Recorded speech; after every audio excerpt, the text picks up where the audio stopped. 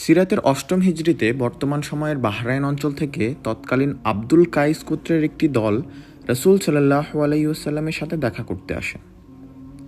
খুব স্বাভাবিকভাবেই সেই দলের সবাই আল্লাহর রাসূলকে দেখার জন্য এতটাই উদ্গ্রীব ছিলেন যে তারা যেই পোশাকে এতদূর যাত্রা করে এসেছেন সেই একই ঘর্মাক্ত ধুলোমলিন পোশাকেই রাসূল সাল্লাল্লাহু আলাইহি ওয়াসাল্লামের কাছে চলে যান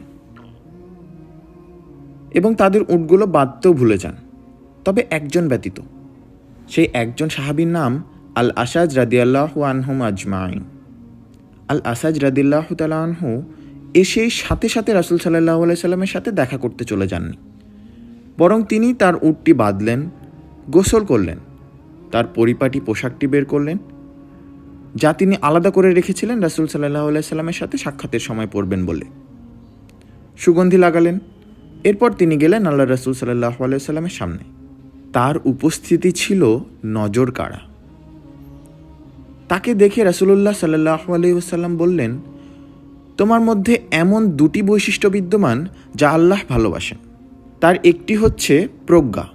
এই সাহাবীর কাজ, কথাবার্তা ও প্রশ্নগুলো ছিল অত্যন্ত পাণ্ডিত্যপূর্ণ ও অর্থপূর্ণ, যা তার প্রজ্ঞার বহিঃপ্রকাশ।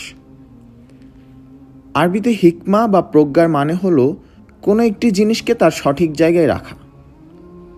আলিমরা বলেন হিকমা হলো কোনো কথা ও কাজ এমনভাবে বলা ও করা যাতে এর থেকে দুনিয়া ও আখিরাতের জন্য সর্বোচ্চ কল্যাণ বের করে আনা যায়। একজন মুসলিম যার কুরআনের সাথে সম্পর্ক আছে তিনি প্রজ্ঞাবান হবেন, এটাই কাম্য।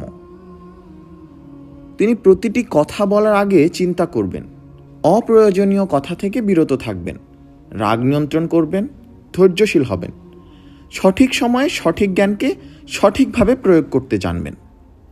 প্রজ্ঞা নামক নিয়ামতটি আল্লাহর তরফ থেকে আসে বটে, তবে চেষ্টা, জ্ঞান অর্জন, কোরআন বুঝে বুঝে পড়া ও দুয়ার মাধ্যমে এটি অর্জন করতে আমাদের সচেষ্ট হতে হবে।